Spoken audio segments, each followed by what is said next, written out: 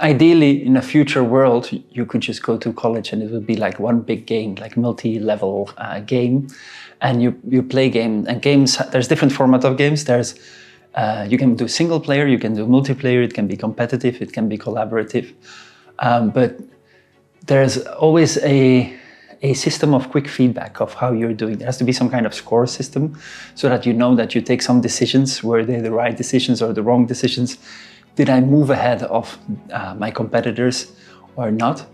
And sometimes this can be done with the help of software, like we have done in the last leadership week.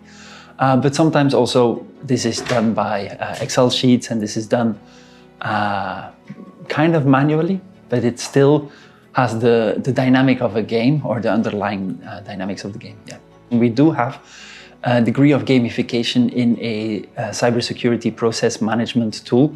So this is a tool that is used by large multinationals to kind of like a checklist to check if everything is being done adequately, like a diligence thing.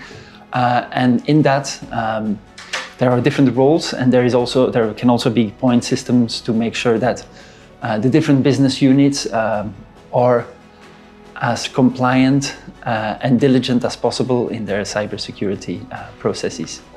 So gamification, per definition, is bringing game factors into a non-game environment. It can be in HR, it can be in education, but the game factor doesn't have to be about graphics and Mario jumping around or something like that, but it can just be in the dynamic. It can be, for example, in my classes very often, there is a Kahoot at the end of the class, a Kahoot is like a quiz about the content that was covered during the class. And then we keep a kind of Formula 1 scoring system, so that if you're first, you get 25 points, second, you get 18 points, and so on. And that actually motivates people to try to be higher up in the ranking.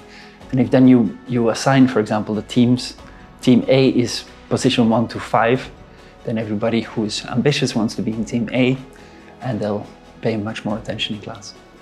The trend which has already happened, which we lived through maybe in the last decade, is that everything becomes SaaS. So we no longer sell software, everything is software as a service.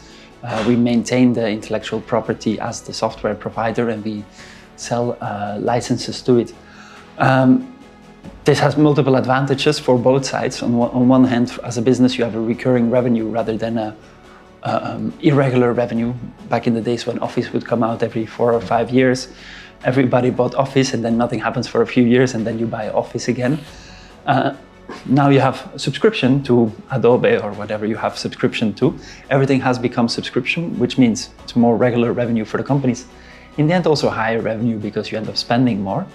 But also, the security landscape has become so important that you have to always be up to date with the latest version. With that I mean, if you don't want to get hacked, you need updates every other week. And with a software as a service package, you always have the latest update. Another thing which has happened is that most of the compute moved away from the computer back to the cloud.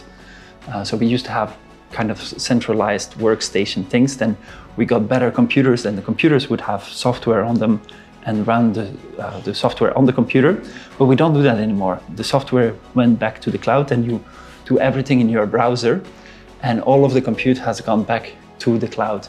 So the way we use computers has changed, and the infrastructure of software has changed, which means there's a different ecosystem and supply chain of companies providing for this ecosystem.